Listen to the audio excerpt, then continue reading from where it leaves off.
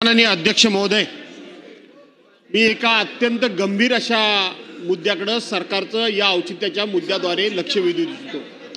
अध्यक्ष महोदय, सन 2022-23 ची मुंबई पोलीस भरती प्रक्रिया शासनाकडून चालू आहे।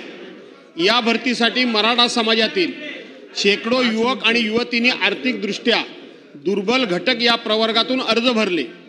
मराठा समाजाला SC-BC आरक्षण हे फेब्रुवारी 2024 मध्ये लागू झाले, परंतु मराठा समाजातील या युवक युवतीकडे असलेले आर्थिकदृष्ट्या दुर्बल घटक प्रवर्गातील प्रमाणपत्र हे मार्च 2024 पर्यंत वैध होते।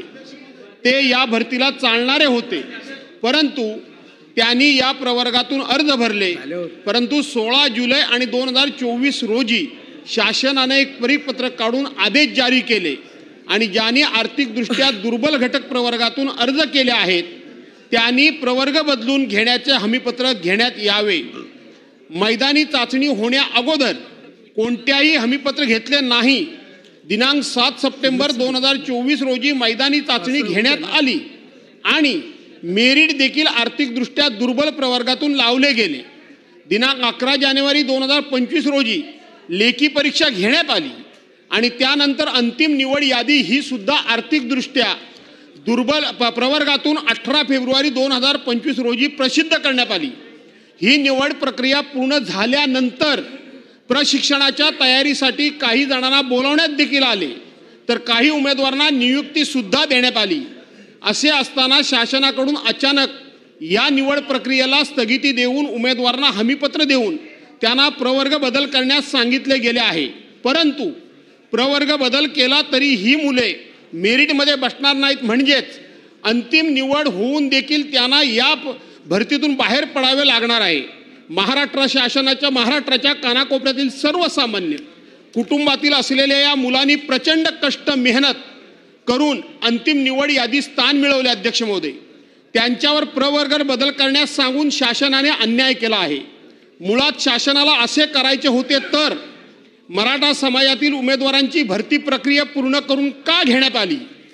भरती प्रक्रिया पूर्ण करण्याआधी अर्जात दुरुस्ती करण्यासाठी वेबसाईट खुली का करून देण्यात आली नाही किंवा त्यांच्याकडून हमीपत्र का घेतले नाही? याची उत्तरे शासनाने दिली पाहिजेत। ही भरती प्रक्रिया संभ्रमावस्थेत पूर्ण झाल्यामुळे मराठा समाजातील उमेदवार द्विधा मनस्थितीत आहेत। अनेक जण निराशेच्या गर्देत गेले आहेत, तर काहींच्या मनात आत्महत्येसारखे विचार येत आहेत। ही अत्यंत गंभीर बाब आहे।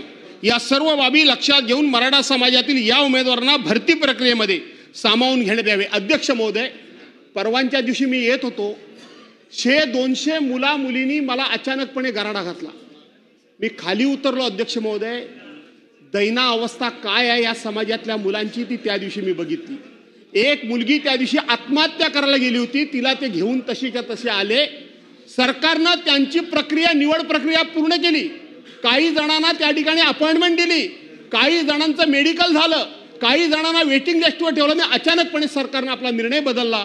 अध्यक्ष महोदय, आपल्या माध्यमातून आणि या औचित्याच्या माध्यमातून मी सरकारला विनंती करतो की शेवटी मराठा समाजाला तुम्ही आरक्षण दिलं तर नाहीतच नाही, पण त्यांची ही अशा पद्धतीची दैना अवस्था आपण किमान ह्या परीक्षेपूर्वी संपवावी अशी मी आपल्या मार्फत शासनाला विनंती करतो।